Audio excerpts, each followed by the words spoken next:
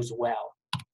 See if I can get it going here. So we'll start with market lambs, and then we'll do breeding ewes. Okay, so we're going to cover selection criteria on both to start with. So our selection criteria for market lambs is that they are market. So it's not going to be any different than market steers, hogs, or goats, is that we are raising these for meat and for their carcass value. And so their carcass value needs to be our #1 priority when selecting or placing these classes of market lambs. Okay, that can break down, and you may have heard, okay, muscle is our #1 priority and then fat. Just kind of lump that all together. For me personally, as I teach my kids, I want them to just total carcass value is the #1 priority. And so they need to be heavy muscle, they need to be correctly finished, and they need to be heavyweight within the class there. Handling quality is important as well if we're actually going to have that in person. And so as virtual here today, we obviously will not talk about handling quality because we won't be able to get and be able to actually handle these lambs. So we'll kind of skip that one for today. We'll talk just a little bit about it as we go through our priorities, but we won't be discussing that in our classes we judge today. And then after we get through those top priorities, some skeletal correctness would be some balance, how sound they are, how much show ring appeal, some added value there to them after we've covered our #1 priorities of some carcass value. Hey, Caleb, could you real quick tell them what carcass means? Somebody asked in the chat. Yep, so carcass is just going to be once these lambs are fabricated and slaughtered, their carcass, so how much meat they're going to have on their carcass, how much is going to go to the consumer for us to be able to have, and how profitable that lamb will be from a market standpoint into the food chain is what we're talking about. And it looks like Jonathan answered that as well on the chat box. So if you have that question, Jonathan has a good answer there for you. Real quickly, in case it looks like we've got a wide variety of ages on here, so we're going to try to keep this informative for all age groups. Hey, so some things, and you can come back and look at this and pause this later after we record. Top of our shoulder here, all the way back is where we're going to be looking for muscle at. We'll talk a little bit more about our rack and our loin and our leg, or where our main primal cuts, or where the majority of our meat is going to come from, okay?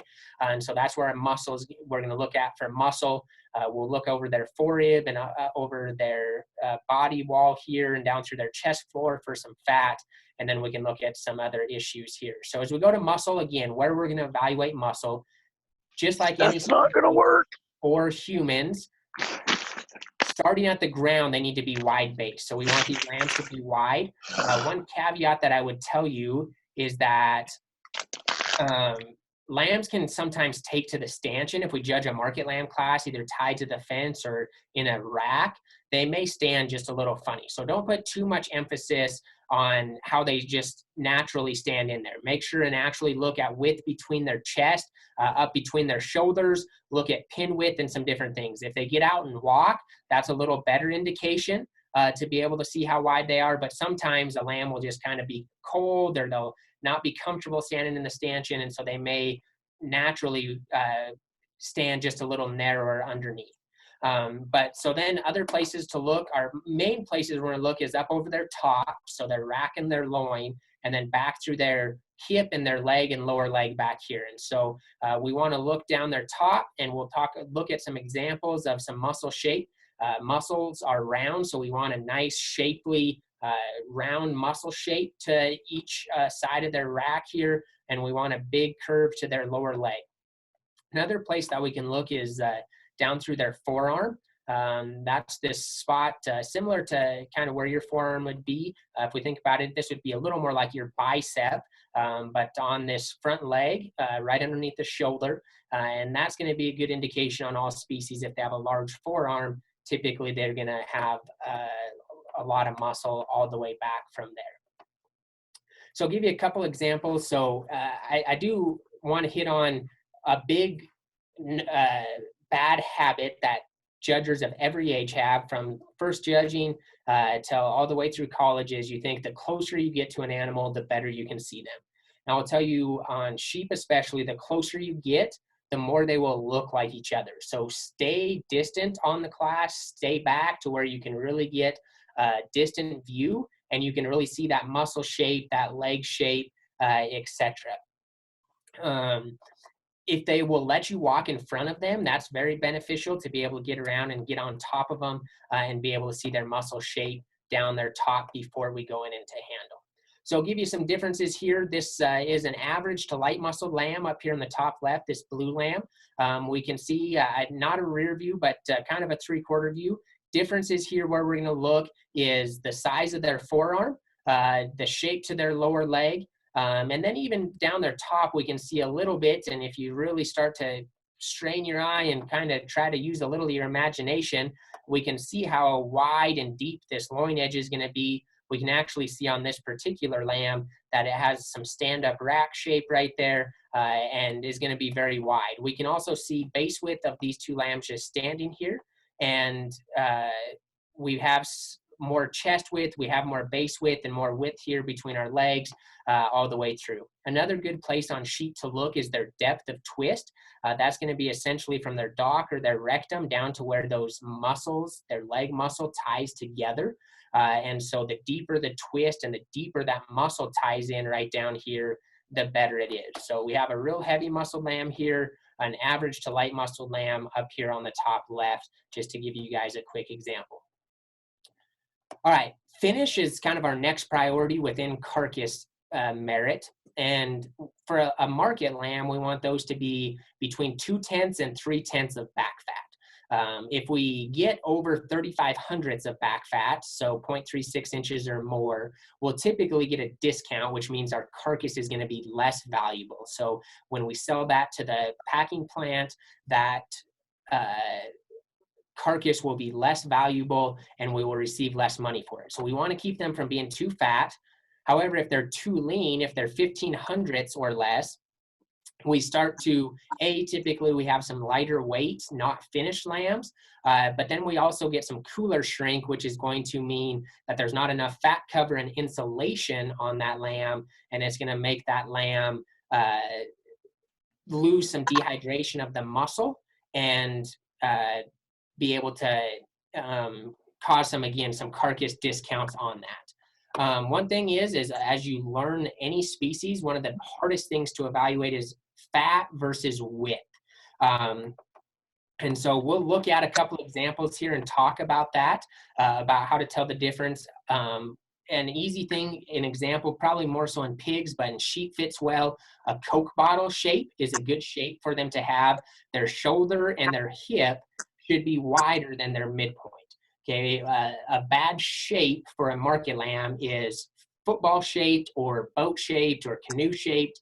Any of those you may have heard if you've judged before. We don't want that. We don't want their belly to be wider than their chest width and down to their hip. Saw on here, YG, yield grade is, YG stands for yield grade, sorry, I abbreviated there. That just is a indicator of carcass value is yield grade there. Not going to go into quite that much depth here for you. A good question a lot of people have is when is it a fat sheep? If you've been around judging before, it's a common deal, or you've probably said, oh, I missed the fat sheep. I put him first or second and he was fat and they put him last. And then a lot of times people can kind of get what I'd say is scared of the fat sheep. And so then we have this fear of, I don't know whether to look at the fat sheep, or is it fat or is it not? What I tell my students as I train them is first impressions are vital. And if you turn around and it's boat shaped, canoe shaped, looks really deep and gobby fat, you'll know it's the fat sheep.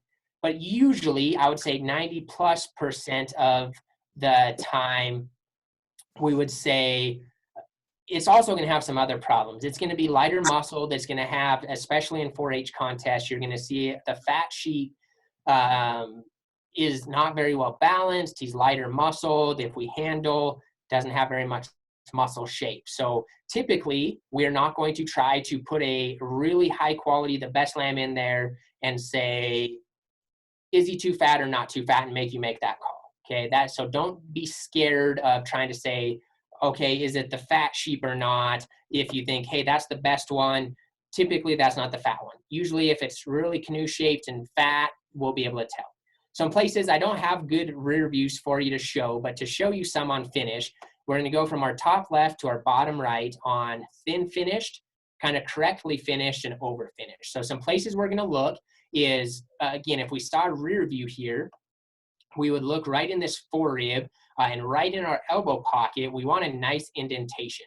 And so we should be able to see from their shoulder, then it get a little narrower into their forerib and then wedge back correctly back to their hip and get wider to their hip. We want them to wedge from their shoulder, and especially their forerib back should continually to get wider.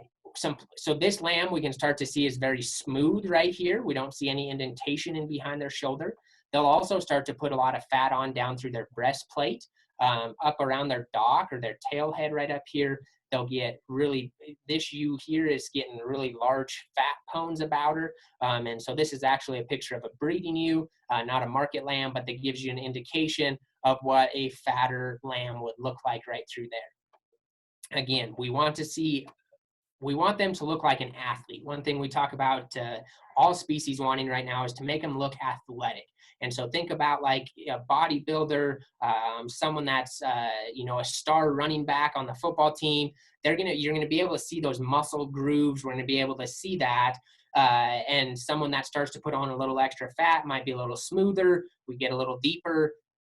Animals are just like humans. So think about the difference between a human and an animal. Do they look like they've got some extra, they've had a few too many Thanksgiving dinners, or do they look like they've been in the gym lifting weights every day, and we see lots of muscle and like they're built like an athlete? Okay, this one is kind of built like an athlete. Okay, this one's kind of built like me. If you know me up here, that just skinny and no muscle right up here, okay? And then down here, we got one that maybe got a little too much groceries. We were feeding it just a little too much, and we can see it just looks a little too deep, a little too fat. We see that all is fat right back down there. And if we looked at that sheep from behind, we would see the widest part of her is going to be right here in her rib. She's going to be really fat right through there. Okay. Okay, so next on our priority list is skeletal correctness. And we are not trying to spend an hour, 2-hour lesson here. We're going to try to keep this to about a half an hour. And then I'll go into more detail on an actual class that we judge, all right? And so we'll be able to go in more depth, talk about those priorities as we get through. So skeletal correctness, we do want these animals to be youthful in their rib cage. We want them to have some foot size and some bone to them, some substance in there. We want them to be square in their corners. What that means is that their feet all point forward. We don't have really narrow based. We don't have them hawking out. We don't have them hawked in, bow-legged, any of those problems. So some correct structural makeup here, just give you some examples. These are very high quality lambs. So we talk about a wedge shape is a good thing to remember. We want them to be, we talked from behind, we want them to be narrower in their shoulders than they are back to their hip. So we want them to wedge wider back from a top or a rear view from their front to their back. And from the side, we want them to wedge opposite. So we want or the same way, but if we look at them from underneath, we want their chest to be shallower. And so up here in their shoulder, if we look on this lamb, how deep he is from the top of his shoulder to the base of his shoulder, okay, is going to be shallower and better. And then we wedge deeper back here. So we can see he's pretty level in his top line. And then from here, we get deeper back through his forerib, back through his flank, and all the way back to his stifle back here, we continually to get wedged deeper. So we like them to be shallower up front and deeper from behind. Now there's actual practical reasons for both of those things. Okay, one thing I always like to do in any species if you're just getting to start to look at livestock is draw a line from their hock up through the point of their shoulder. And in all species, the majority of our carcass value is going to come on top of that line. So we want them to be shallower up here and get deeper as we go back, because not only does it help them balance, but most of our carcass value is going to come from their rack, their loin, and their leg. And so if we draw that line, essentially from this is their hock joint right here, the middle of their back leg all the way up to the top of their shoulder, we want a lot more weight and a lot more value in the top half of that animal than we do in the bottom half of that animal. And that's why we want that. Same thing from behind, as we talk about a wedge shape from their shoulder back to their hip. While the rack is very valuable, we want them to get wider because the loin and the leg are the two most valuable parts of the lamb. And so if they wedge wider, then we get extra carcass value from them. Some things that are wrong with structure here. So we also see that they stand very square on their legs, and balance means that all parts fit together. So their front third meets their middle third meets their back third. If we look at poor structural makeup, so this lamb is really straight in his shoulder. So we want a nice 45-degree angle to their shoulder. Here we want that to, this lamb is too straight in their shoulder. We see too straight in our knee right down here and kind of bucked over. And our underline is kind of inverted. So more of our weight is up through our shoulder and our breastplate than we see back through our loin and our rump. This lamb is pretty nice and level in his top line. Maybe he isn't quite as trendy and correct in his underline, but that's still a pretty nice sheep here. Of these three, would easily be the best balanced. This lamb here, we see way too much weight through the middle. We don't see enough weight back here through the rear third. And so this sheep, kind of what we would say we wedge incorrectly. There's more weight in the front and middle of this sheep than there is in the back of this sheep. And so that would be some incorrect things about that particular lamb. Rib design, okay, that's another factor into there. We talked about them being youthful. What that means is the most important thing in sheep, we want sheep to have round rib cages. We want them to be as wide and as bold in their rib as they are deep. Especially in market lambs, we don't want them to be like a market steer that's really deep, like an old feedlot steer. That's going to mean they're too fat. We don't want our lambs to be fat. So we want them to stay what we're going to call youthful in their rib. And that's going to be like this lamb right here. Now we can get too tight, similar to our fat discussion. Rib cages typically follow along with fat discussion. Typically, the more correct they are in their rib, the more correct they're going to be in their finish. If they're too tight and shallow in their rib, like this lamb on the left, it's going to be too lean and too little of fat. And if we get too deep and mature in our rib, we're going to get to see too fat of a lamb. So this old south down lamb, real nice south down, but he's starting to get a little fat. That sheep's probably well over 3/10 of back fat on him would be my estimation. And so we get him a little too fat into there. So we want to keep them, again, remember, round. We want them to have a bold shape to their rib because that's what muscle lays up on top of. So if we're flat ribbed, we can't put any muscle dimension on top of that. So we want them to have a round rib cage so we can spread some muscle. And then we want to keep them shallow and youthful in their rib cage for a market lamb. Weight, so lambs are still sold by the pound. That's another thing into carcass value. Should have had this up a few slides. Just so you know, ideal weight range is going to be 130 to 160 pounds. But weight is also, remember, three-dimensional. Same as we will talk performance in breeding sheep here in just a second, is that height isn't the only factor of weight. So just because they're the tallest doesn't mean they're the heaviest. Weight is three-dimensional. So big, narrow sheep aren't going to have a lot of carcass value. Short, fat, wide sheep are not going to have a lot of carcass value. We want a sheep that has some frame size, but some skeletal width and some muscle. Okay. So real quickly, one thing before we get to, I'll give you a quick example, just 4 pictures on to look at. If we talk about handling, you should have your proper placing done outside and only switch a pair once you go and handle. Another thing on market lambs, quick question, how heavy should a market lamb be? Between 130 to 160 is my ideal range. That's gotten bigger in the last 10 years. It used to be that if they got over 140 pounds, they were too fat. We've made lambs be able to grow bigger and larger. Typically, you're not going to have weights in a contest, though, so you don't need to worry about that too much. So a couple other things I talk to my students about is on handling. If you get confused, remember that your eyes are closer to your brain than your hands are. So if it looks like a heavy muscled athletic, wide skeleton sheep, it probably has muscle. If it looks like a narrow, flat sheep, it probably doesn't have muscle. Also, the other thing I would tell you is not switch more than a pair upon handle is one strategy I talk to my team about on any market species. Is most of the time don't get more than a pair switch away from muscle. So if we rank them from the heaviest muscle to the lightest muscle, typically you're going to want to stay within a pair switch. You don't have to place them heaviest muscle, then second, then third, then fourth, but I wouldn't put the heaviest muscled lamb fourth or the lightest muscled lamb first, okay? Try to stay within a pair switch of muscle, and that's going to stick pretty true to you in a judging contest. All right, so I've got 4 pictures on here for you to look at. Honestly, all 4 pretty nice lambs, but just give you a quick glance at it, just give you about 30 seconds to kind of look at each lamb. And again, virtual, it's hard to do here because just a still picture is the hardest thing to evaluate livestock. When we do our practice class at the end, Dawn will have videos for us. We'll get multiple views. We'll walk around and I'll show you some more things. Okay, but here, again, a very high quality class, but what we would see here is that we should see that this lamb stands out from the class in good ways. Has the most leg shape, so we see a very heavy muscled lamb.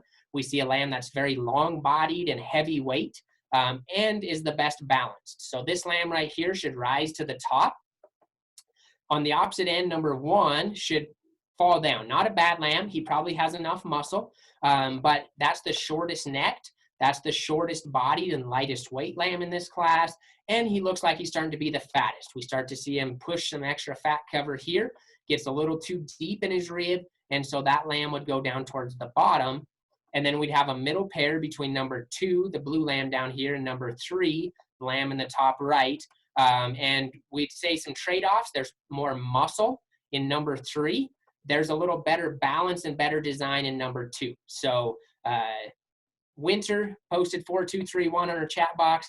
That would be how I would official this particular class to just quickly get your mindset to that. Okay, so if you didn't get it placed already, that's okay. 4231 or 4321 should be how you place that in there in that particular class.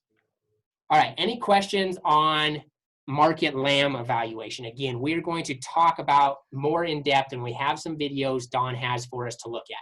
But real quick, any big confusion on market lambs?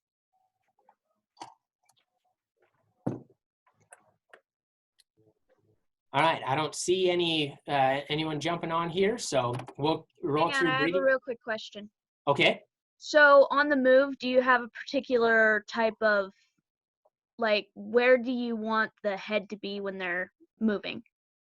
Okay, so if they're going to walk the lamb in a judging contest, you want that lamb's head to be up at a 90-degree angle, and their top line and their head should be level. And then we want to see just how long they can take a step and if their top line stays natural. A lot of problems in lambs will be they'll get really tight in their spine.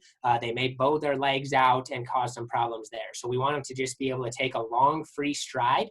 If you're asking from a showmanship or from a judging a show standpoint, I want their heads to just be natural and just for those lambs to walk out in a very natural manner. Okay, perfect. Thank you. Yes, ma'am. All right, so, yep. Are the lambs, are they supposed to be more of a square, or are they more supposed to be like a triangle? So good question. I'll go back here. So we want them, their feet and legs, if we draw a line all the way down to their base, we want to be kind of a square rectangle type look to them. On our, from the back, we should somewhat see a little bit of a triangle shape or that wedge shape we were talking about. So from behind, they should be a little narrower in their shoulders and wider back to their hip. Again, the worst one is an oval shape, so kind of narrow up front, wide in the middle, boat-shaped, canoe-shaped, football-shaped, any type of shape you want there is the worst shape from the side, or from behind, I'm sorry. And then from the side, it's okay either even in their lines or wedging deeper back through their flank and their stifle is what we want as an ideal. We don't want them to be a triangle shape with the narrow part being back here from behind. So can you show that, Caleb, on that on number 4? Can you show where yep, that? so if we looked at that wedge, we look right here at the base of their shoulder. And then we would draw that down through their flank and down here to the base of this. So again, we want that from the base of their shoulder down. We want that to be level. If you go clear underneath, again, the main thing is we don't want them to get shallower back here, and we don't want them to be super deep and heavy up in their chest and their front end. Does that make sense, Sarah? Yes, it does. And then on number 3, where he's just, where you're drawing that wedge on him, where his back looks all stuffed up. Yep, so one thing, and that might be a little showmanship here, but we would expect this lamb to have some structural issues because we see that starting to, that top to roach up and start to be up just a little bit there. All right, good. So I'm going to go through breeding sheep evaluation. So here our criteria changes a little bit. Functionality becomes our most important. So what does functionality mean? Well, our top 2 priorities, and I should have bullet points underneath of that for you to see, but it's going to be structure and volume. Okay, so structure and volume are our top 2 priorities on breeding animals because that's what their job is to do breeding. Performance, we still want them to have some growth and extension. And then we'll talk some about balance and eye appeal, skeletal width, etc. One thing to note, if you're actually selecting lambs into your breeding herd, mouth soundness and breed characteristics should be very important. We judge those as sound in a judging contest. So if you see differences in a parrot mouth or a poor breed character on a particular breeding ewe, don't put any emphasis on that from a placing standpoint unless they tell you to, but assume that it's sound and then just talk the differences or note them for questions. All right, so to go through this, so first and foremost, again, structural correctness. Breeding sheep, just like any other species, cattle, hogs, goats, they need to be sound. So they need to be able to get out, they need to walk, they need to cover distance. And so some issues we typically see are going to be weaker pasturing, some bowed hocks, some different problems. We'll talk more in structure on our videos. I don't have any videos to show you here. And so we can show you when we look at our breeding ewe class that Don has for us, we'll talk about some structural differences. I'll point out some as we go through as well. Don't have any just necessarily big structure things, similar to what we looked at in those market lambs. Volume, breeding sheep, again, we want them to be big ribbed. We want them to have a lot of capacity through their rib. And so we want them to not only be bold, but here in ewes, unlike in market lambs, we don't want them to be we don't want them to be shallow. We want them to be deep and broody. So we want them to have some ribs, some volume, kind of think about judging a heifer.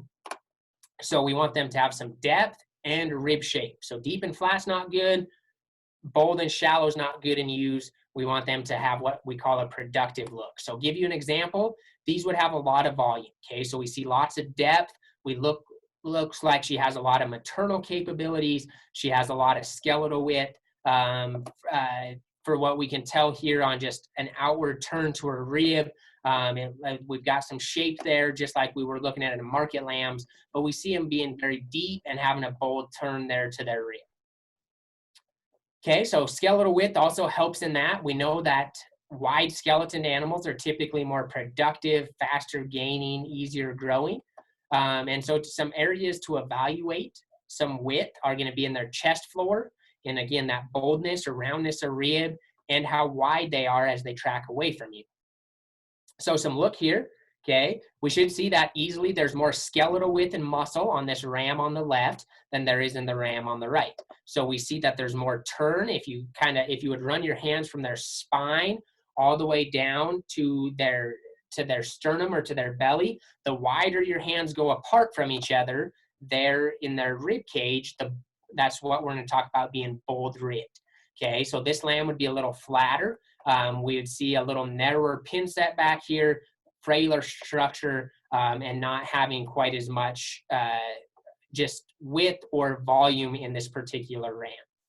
Do you think that that ram on the right, the one you just had on there, Yep. is he gonna produce babies like that, or do you think that that's just him not being fed? So this is a really old picture of it. This ram was actually really popular back in the early 2000s. And so it's kind of a different time and was supposed to, when leanness was really important and kind of making them shallow and extended. So that was more of his focus. I would assume that he is just going to be naturally lighter muscled. Obviously, feed can influence how much width and volume they have significantly, but in a judging contest, go ahead and evaluate them like they've all been fed the same, that they are all that way. One good point I don't have in here, but that's a good point to bring up. I think Glenn Martin is who started this saying. This is who I heard it from when I was judging in college. But as you're judging these animals, and it's true whether it's a market or a breeding class, judge them as they are today, okay? The saying that he has is don't breed them, don't feed them, don't show them, don't love them, don't hate them. So don't say, oh, that one's the one I would like to take home and show. No, keep your priorities in mind. Keep muscle, finish, those things in mind on market. Keep structure, volume on breeding. Don't say, oh, I have this ram back home that would make a really nice, this you would be the best to my ram. So that's the one I'd really like. Don't put those personal preferences in there. Keep the priorities in mind, and that will help you from a competitive standpoint, place classes more correctly. So skeletal width here, chest width, okay, we see obviously very different size of animals and age of animals here, but we see a really wide-chested, bold forearmed animal here that has a lot of base width relative to their frame size. Here we see, this is Brody, that question up front, we kind of want that wide, boxy look. We don't really want a tall, narrow, skinny look. And that's kind of what we see over here on the right in this particular ewe, very large framed and extended, but pretty narrow, okay? So obviously animals may be bred for different purposes here, but we want to keep them some skeletal width. We want to keep them with some volume and some rib shape. So performance used to be the number one thing, and maybe you've still heard it. Breeding ewes, you're not very good at them. Just place them tallest or biggest to smallest. I would tell you to use caution on that. We don't want to just use a little one all the time, but there's more emphasis on quality, balance, and a good sheep than there is just on frame size compared to like when I judged 10, 15 years ago in 4-H. All right. And so while weight per day of age and performance is still important, don't make it your number one priority. And we want to make sure that performance, we remember, is a 3D measurement, and it's not just height and length. It also has to do with skeletal width. Let's see, going back up here. So a question about data, and I don't have it talking about data on here. I would tell you, Amelia, to use a balance. If I'm going to tell you pick one or the other, especially in sheep, I would tell you to emphasize the sheep more. But use the scenario. Anytime we're going to talk about EPDs, always look at the scenario and see what they're wanting. If it's a club lamb or a weather dam situation, which is probably the most popular class title that we see in breeding sheep anymore, we're going to put less emphasis on their EPDs and more on their quality. If it has some type of commercial scenario, they want fast growing, we're going to raise butcher lambs, I would put a little more emphasis on the EPDs. Usually we're going to use it as a guide. And so EPD, good question. Expected progeny difference, that would be their kind of genetic profile. If we have some genetic scripts on them, that's what we're going to be looking at. We're not going to talk about that today, so I don't want to get tied down on some EPD talk, but good question, Amelia. I always tell my students, if I'm going to put more emphasis one way or the other, if you know what a good one looks like, use the good one, okay? Now, if there's no good ones in class, the lower the quality of the class, the more emphasis I would put on the EPDs. So this gives you an example of some frame size and performance. We have very different animals here. We have a really wide animal, but doesn't have very much length or height to it. So that's not a high-performing animal. To me, this is a very tall, long-bodied animal, but there's no width. So to me, that's a tall, large-framed animal, but that's not the right kind of performance. So here we have one that has some length of neck, some length of body, some growth and performance, but we also have some skeletal width. So this is what we want to get tied into, is that animal that has a nice blend. Moderation in all things is good. Balance and attractiveness or quality has increased, especially in club lamb production and placing weather dams or weather type dams in a judging contest. And so we want to look at, make sure they're well balanced, their pieces fit together. And the good news is if they're sound, they have volume, they have skeletal width, they should balance. So we don't necessarily, some people, you may, if someone out there has maybe heard balance is the most important. Well, I can understand that from the fact that if all pieces fit together, good balanced animals typically have all of our other priorities in check. I have it lower down because we want to make sure they're sound, that they have volume, that they have some performance and skeletal width before we go down to prettiness. Okay, so we don't want to just select only on prettiness. We want these ewes are supposed to be raising market lambs to be able to go on and have those same priorities. Okay, so some things to look at: how long necks they are, and where it attaches on top of their shoulder is a good thing to look at. We also want to look at their shoulder design. So again, we want them to be feminine. We want them to be smooth in their shoulder. We don't want them to have big, coarse shoulders. We want them to be smooth there. And we want them to, again, body depth. We want them to have some depth and some rib to them. And then hip construction, we want a square hip. So we don't want a round hip or a steep hip. We want that dock out here to be very square. So show you some examples. Again, think of balance as all their pieces fitting together. I'm having that nice wedge shape. This ewe right here, is she sound, high volume, high performing, all those things? Absolutely. Is she also really well balanced? Yes, because of those things. So she's correct in her depth. She's correct in her hip. She has all of those things very correctly balanced. She looks pretty. She looks like all of her pieces fit together. Our ram down here, still a nice ram. Looks like you want to show down here. But we see, again, he has more weight in his front end than he does back in his back end. He is a little shorter necked. He's got some extra wrinkles. He's a little rounder here out of his hip. So some of those issues that we have make him not as well balanced as what we see in this ewe right over here. Just real quickly, we talked about mouth problems. Parrot mouth is what we'd identify this one on the left as. We see that she has an overbite. This lamb has an underbite. We would ID that as being monkey mouthed. Okay, so parrot mouth and monkey mouth there is what we would refer to these two things as.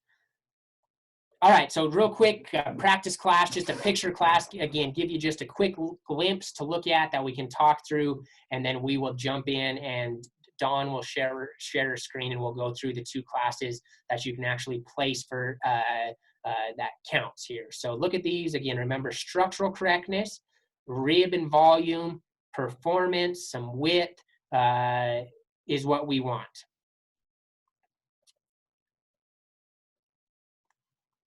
Give you just about 20, 30 seconds.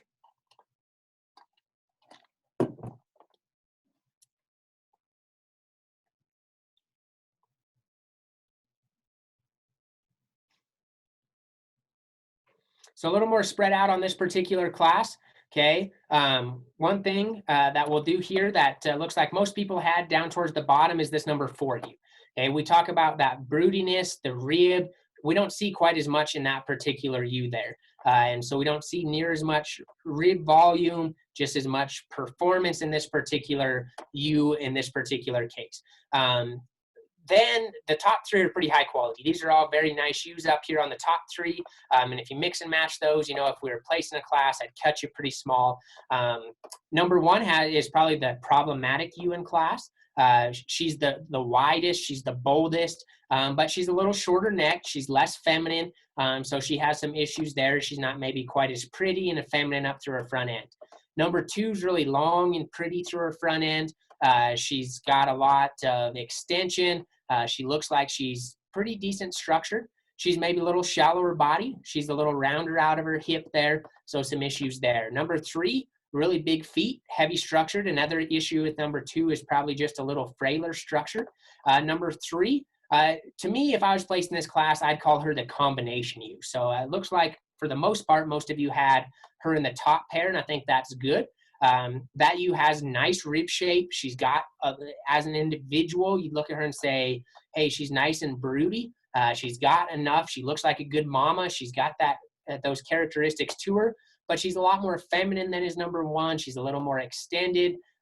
She's certainly a little stouter in her bone and leveler at her hip than number two. So she's a nice combination ewe. And then we'd say it's close there in the middle pair, kind of go either way. If I was putting an official on, I would put this number one ewe second just because of her volume, her power. But if you like the femininity of the number two ewe, I think that's where the discussion is. So just quick, kind of get our eye tested here before you had to go submit our placings.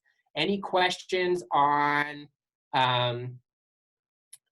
the breeding ewe evaluation?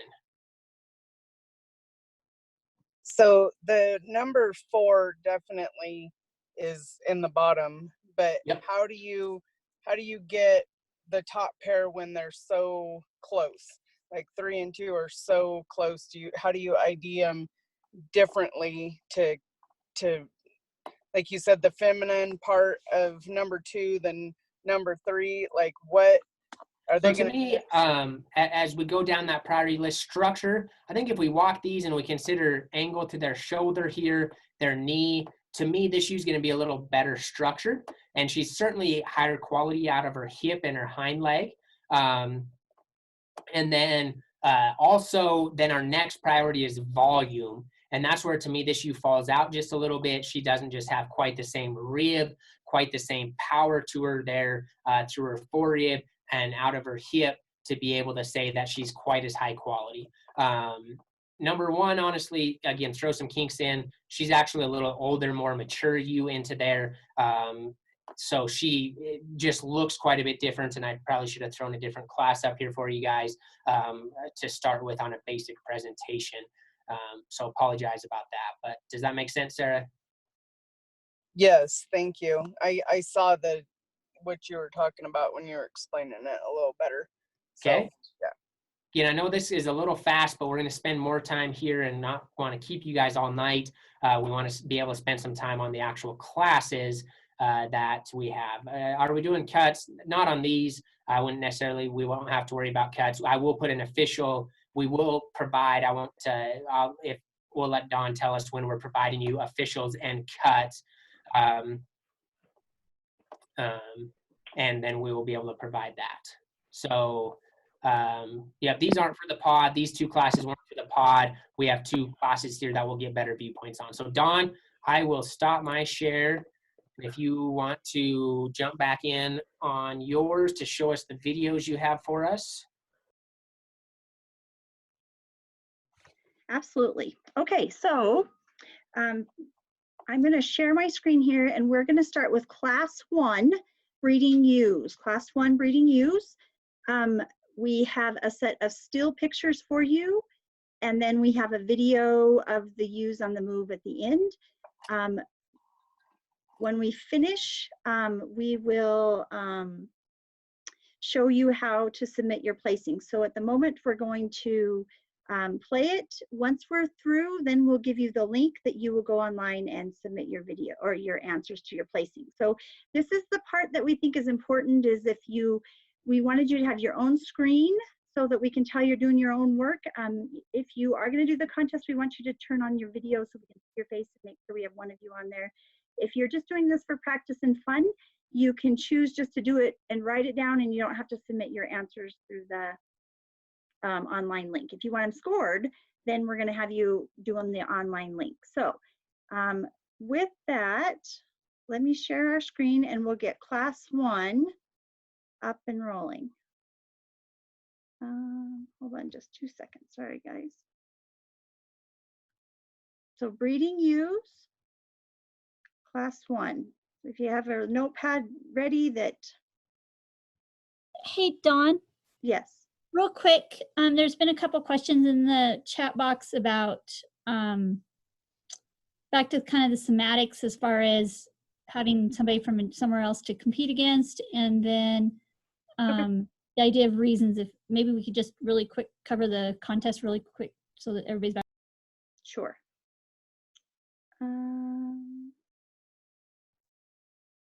Okay, hold on. Let me share that one again. Okay. So let me share that back. We'll go back over that one more time. Okay, so how it's going to work is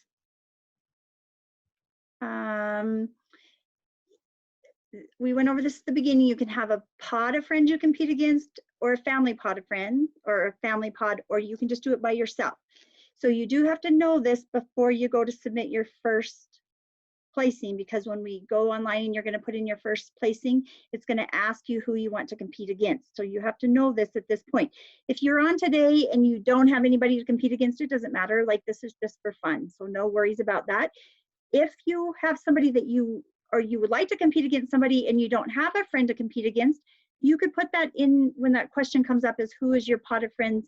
You could just put on there that I need a partner, and we'll match you up with somebody as Georgia and I sort through these. So if you don't have a friend today, that is more than okay. We will just match you up with a friend. Maybe you'll get to know somebody from a different state or another county as we go. So what's going to happen here, I'll just show you, is that when you go to place your turn in your placings, this is what we're going to put your placing in. You have a couple different options in case we can work through electronics part of this, but this is what you'll submit your placing in. You're going to put in your name, last name, phone number, email address, what county and state you're from, how old, age division you're in, and then who your pod of friends are and who's your family pod, and then how you place your class. Okay, so this is the information you'll need when you go to submit your first placing. Adults, we want you guys to play along too. So we're hoping that you're playing along and submitting your scores as well. It's great learning for us as adults too. Dawn, So, do they have a link to get to this? Yes. So what's going to happen is that when we get to this, you're going to have, we'll come back to this slide and share it for you in a minute, but you will have 3 ways to get to that link, okay? Because we worked through technology today and we know there's some challenges. So you can go directly to that form by going to this address right here on the top, which is this form stack address, and it'll take you directly to this page directly here, okay? If for some reason you can't get there from this, then the second option is if you go to the Wyoming 4-H Animal Opportunities page, which is your second option, get in there, and under the menu you click Virtual 4-H Showdown tab, then on there is the same link is on there, okay? So that's another option to get there if you can't get there by typing it in directly. And then if that doesn't work, whoops, there's a little error, I'll fix that. If you can't get on there that way, then the third option is in that chat box that you guys hopefully have all found, is you will send a private, and this is important, I should have bolded that in red, private chat to Georgia Younglove. So you're going to find her name, and then you would put in there your name, what county and state you're from, your age, who's the friend pod you're competing against, who's your family pod, and your placing. So you don't have to do all 3 of these. We just gave you 3 different ways to access where you're going to turn in your placings, okay? So Real quick, you guys, when you message it, if you have to use the chat box, mine actually says Georgia and Caitlin. So it doesn't say Georgia Younglove, it says Georgia and Caitlin. All right, I'll fix that before we bring that up. Thanks, Georgia. Can you spell Caitlin? K-A-I-T-L-Y-N. Okay, so Georgia and Caitlin. Okay, so I'll bring these links back again, but does anybody have questions right now how you're going to submit your placings? Is there other questions? I lost my chat box. I don't know. Ask if there's a way to send the link, Dawn. I don't have a great way to send that link. It would be challenging. What we're going to have you do is I think if you get a pad of paper, you can literally write that down on a piece of paper and get there. If not, you can absolutely put in your Google search, because I bet you it will show up. If you Google Wyoming 4-H Animal Opportunities, it will bring up that website for you, and you can get to that virtual tab, which is option number 2. So Someone mentioned put it in the chat box. We can do that as well. We can, Dawn, if you or Georgia could maybe put that in the chat box, and then that link would be there. absolutely. There, it looks like Beth or a couple people already have done that, so thank you. The other question being posed is how long they have to submit their entries. Okay, so we have still pictures, and then we have a video of the first class, which is the breeding ewes. It is not going to be reasons or questions or anything. So we're going to have you submit that, and then you will have, once we're finished, we'll give you, how about we'll try 3 minutes. If we need longer, we will. We'll try you 3 minutes to get online and get it submitted. I think that all you have to do at that point is find one of these links right here to go to. Okay. And remember, I just want to clarify, sorry, whoever, hold on just a minute. This is the link for class 1. So where it says option 1, where it says 1, this is the link for class 1 only. So class 1 only. We have a different link for class 2. Okay, who's the question? How do I join a friend pod? So when it asks you who your friend pod is and you don't have one, you're just going to put in there, I need one, and we'll match you up, okay? Okay. We Okay, can't see anything. other questions really quick? Yeah, Trying to type it in there and it's not Do we working. put our answers here? So Jace, you can put it under a private message to Georgia, or you can go to one of these links, okay? So there's 3 different ways to submit your answer. Like we're 3 different options, okay? Okay, so in the chat box, some of you guys have said that you've typed it in and it won't work. Real quick, you have to type it in the bar at the top of your computer or the bar at the top of your phone. If you type it into a Google search bar, some computers it'll work on and some it won't. That's why we gave you multiple ways to submit it in case you can't get it to bring it up, okay? Make sure you probably put the HTT, the whole link in as well. If you type that whole deal out, make sure you're putting the whole thing. How do we get to the class? Well, I'm going to show it in a minute. So hang on. I just want to make sure everybody's good. Everybody good here? No reasons on this class. No reasons. Okay. We're going to go. No. Okay. We're going to go to, I'm going to stop sharing this. So Dawn, when you get on that, the animal opportunities, you go to, Virtual 4-H Showdown. okay. And the links are right there at the top that we're going to use for today. Okay, it works on that second one. Okay, beautiful. Okay, here we go. We're gonna pull up our share. I will say to you guys, I think that it's kind of exciting that we are putting Caleb on the spot too. So Caleb put the official on this class, and he didn't get to see these in advance at all. So I don't know that I told him that. So I just broke the news to him that he gets to be our official, and he gets to put the placing on and the cuts, and he didn't get to see them either. So I think it's a beautiful thing that he gets to judge from the exact same thing that you guys got. He's smiling, and I know he's gonna throttle me, but I think it's a good deal because he's getting the same views you guys are, right? So there's no opinion to see him ahead of time. So we're gonna walk through the still views, then we'll play the video, okay? And then we'll roll through them one more time if you need to see the still views, and then we're gonna submit our placings, okay? That's our roll. Okay, here we go. You number 1. We can't see anything. Your screen is black. Oh, At least on our side, we can't. okay. Well, let's try again. How about that? That went back to black, Dawn. I had it before. Okay, hold on. Let me see what's happening. I can see it there, Dawn. I can see it. Oh, okay. You can see that one? We still can't. I can't see this one. Okay, what about that? Yeah, you're good now. Okay, Can't see it. there's you number 1. Side and front. Those of you that cannot see it, double check and make sure you're on Dawn's screen and you're not on somebody else's screen. Okay, here's the rear view and a top angle view of number 1.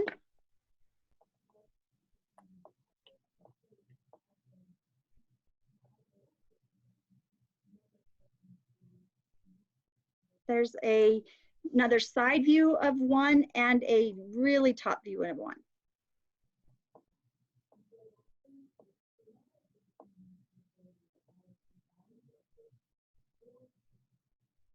Okay, we're going to roll to number 2. Here's number 2, side view and front view.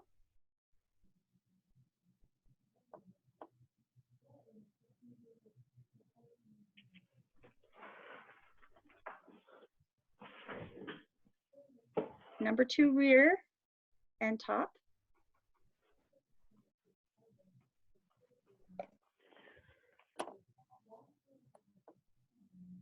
And another side view of 2 again in the top.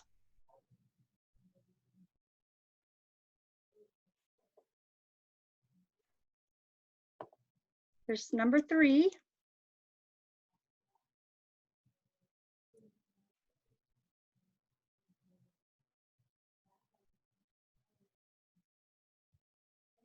Number 3 rear.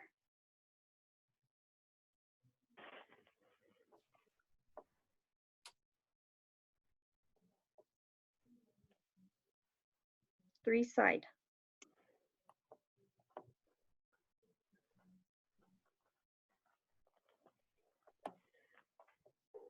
Number 4 side and front.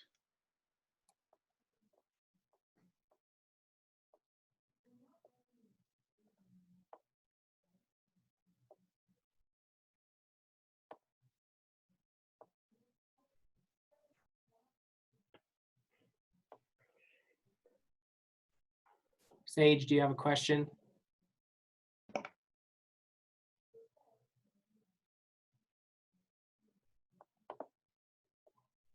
Four side.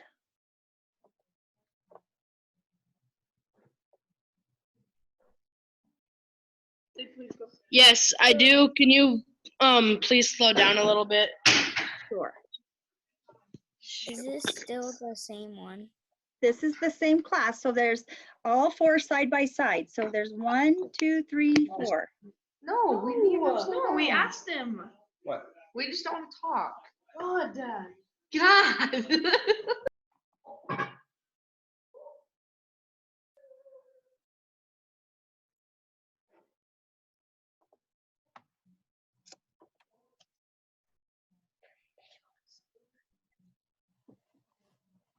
Here's a rear view, all 4. Oh, okay.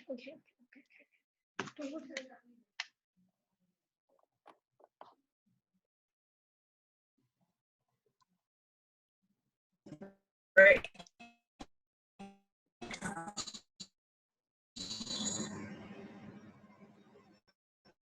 So Okay.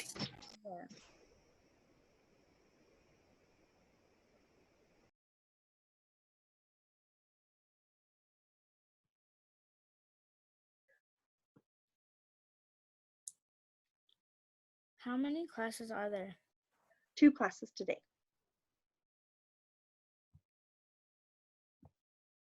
There's all 4 again. So that's all of our still pictures. We can come back and show you these again after a video. So let, when Don shows the video, we can come back and show you those.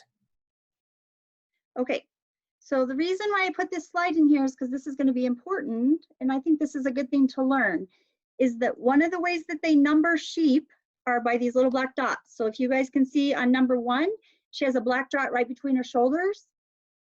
Number 2 has a black dot where? Right in the middle of the back. Number 3 has a black dot on the rear, and number 4 doesn't have a black dot at all. Okay, so when we play the video, these ewes are together in a pen, and oftentimes at lots of 4-H contests is that they take ewes and they turn them loose in a pen, right, Caleb? Kind of similar to that. So this is important that you learn, not always, sometimes they put neck chains on them, sometimes they'll put numbers down their backs. This is where they dotted them. So this is a different numbering system that sometimes is used. So when we watch the video, this is how you're gonna know which number is which, okay? So make sure you guys understand this. All right, here's the video that we're gonna play.